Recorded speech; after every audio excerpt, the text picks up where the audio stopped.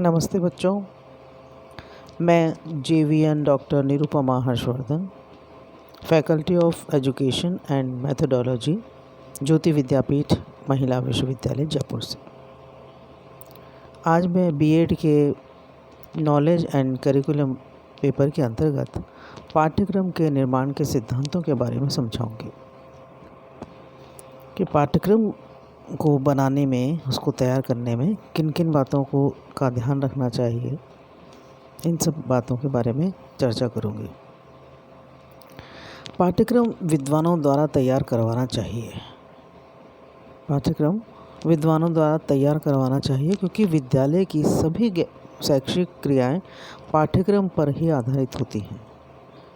अतः पाठ्यक्रम निर्माण में बहुत सी बातों का ध्यान रखना चाहिए, जैसे कि पाठ्यक्रम शैक्षिक लक्ष्य प्राप्ति में सहायक हो। तात्पर्य यह है कि जो पाठ्यक्रम है वो ऐसा होना चाहिए जो शैक्षिक लक्ष्य को पूरा करता हो। उदाहरण के तौर पर विषय का उद्देश्य विद्यार्थियों का तकनीकी विकास करना है। मानो कि जो विषय पढ़ाया जा रहा है और उसका उद्देश्य है विद्यार्थियों का तकनीकी विकास करना, तो पाठ्यक्रम में भी तकनीकी संबंधित सभी प्रकरणों को शामिल किया जाना चाहिए ताकि विद्यार्थी को तकनीकी को विकसित करने में सहायता मिल सके, है ना। तो पाठ्यक्रम जो है वो शैक्षिक लक्ष्य प्राप्ति में सहायक होना चाहिए। अगला है कि पाठ्यक्रम विद्यार्थी की बौद्धिक क्षमता को ध्यान में रखकर बनाना चाहिए। बिल्कुल सही है, क्योंकि पाठ्यक्रम जो है अगर विद्यार्थी की बौद्धिक क्षमता उसके मानसिक स्तर के अनुसार नहीं होगा, उसकी आयु के अनुसार नहीं होगा, तो उसका उद्देश्य पूरा नहीं हो सकेगा। तो पाठ्यक्रम ऐसा होना चाहिए जिसमें छात्र की बौद्धिक क्षमता और रुचि का ध्यान रखा गया हो। छात्र की, जो विद्यार्थी है, उसकी बौद्धिक क्षमता, मानसिक स्तर और रुचि का ध्यान रखा गया हो। इससे विद्यार्थी आसानी से विषय को आत्मसात कर लेता है। अगला है कि स्वयं कार्य करने का अवसर। भाई ऐसा है कि जो कोई भी व्यक्ति किसी भी चीज़ को स्वयं जब करता है तो उसका जो स्वयं करता है तो उसका अनुभव उसका स्थायी होता है, उसका ज्ञान स्थायी होता है, क्योंकि वो स्वयं करता है, इसलिए उसने खुद इसको करके अनुभव प्राप्त किया है। तो वो जो अनुभव है वो उसको जीवन भर कभी भूलता नहीं है। तो इसलिए स्वयं कार्य करने का अवसर पाठ्यक्रम में होना चाहिए। पाठ्यक्रम इस तरह का हो जिसमें कि खुद को कार्य करने का अवसर मिले। अगला है सामाजिक वातावरण। पाठ्यक्रम का निर्माण ऐसा होना चाहिए जिसमें विद्यार्थी सामाजिक जीवन या वातावरण के साथ सामंजस्य बैठा सके। कि खाली पाठ्यक्रम ऐसा ही नहीं हो कि उसको एक कोरा ज्ञान दे, लेकिन पाठ्यक्रम का निर्माण इस तरह से किया जाना चाहिए कि वो सामाजिक जीवन और वातावरण के साथ सामंजस्य स्थापित कर सके। अगला है समवाय स्थापित करना।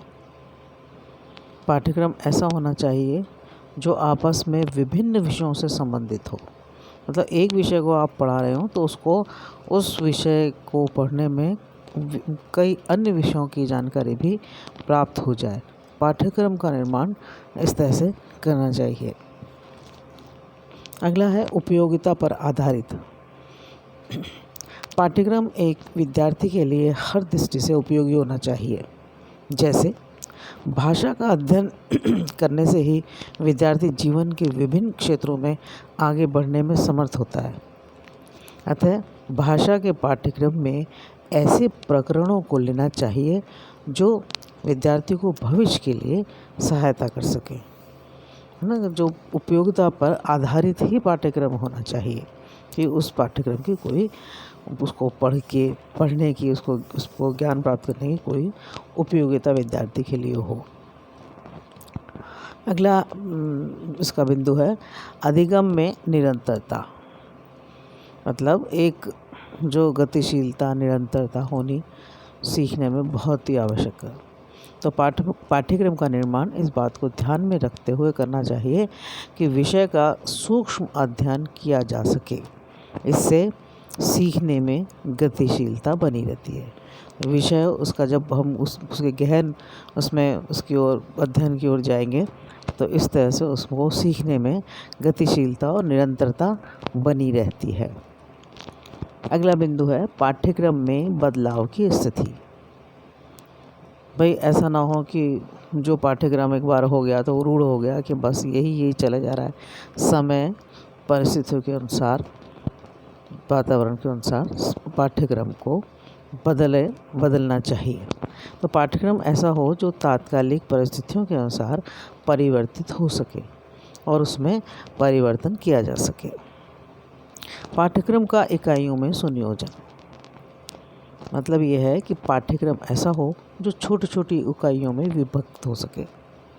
अगर ऐसा होगा, छोटी छोटी इकाइयों में विभाजित हो सकेगा, तो अध्ययन में क्या रहता है, क्रमबद्धता बनी रहती है।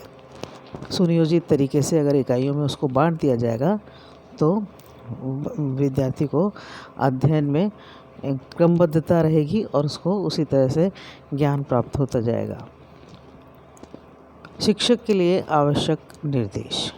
पाठ्यक्रम में उन सभी बातों का ध्यान रखना चाहिए जो उसके लिए आवश्यक है, जैसे कि प्रत्येक अध्याय के उद्देश्य हों। बिना उद्देश्य के कोई अध्याय नहीं हो। प्रत्येक अध्याय के उद्देश्य हों, ऐतिहासिक संदर्भों की व्याख्याएं हों, उचित सहायक सामग्री हो, सहायक क्रियाएं और समस्याओं का समाधान भी हो।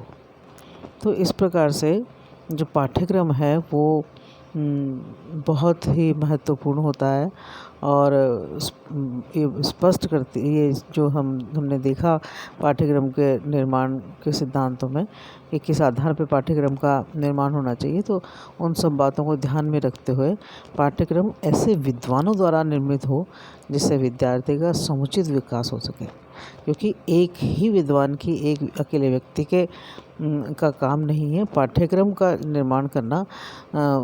कई उसमें विद्वान शामिल होने चाहिए और एक जिम्मेदारीपूर्ण काम है पाठ्यक्रम का निर्माण करना। तो उनमें कई विद्वान शामिल होने चाहिए और समय समय पर विद्वानों द्वारा पाठ्यक्रम का मूल्यांकन होता रहे, समीक्षा होती रहे और परिवर्तन भी होते रहने चाहिए। तो इस तरह से हमने जाना कि पाठ्यक्रम में हमें किन किन बातों का, पाठ्यक्रम के निर्माण में किन किन बातों का ध्यान रखना चाहिए।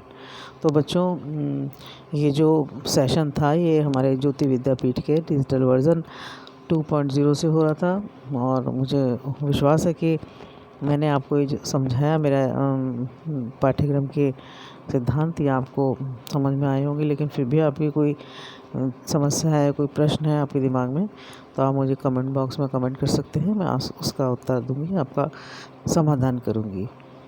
आज इतना ही। हाँ, नमस्कार।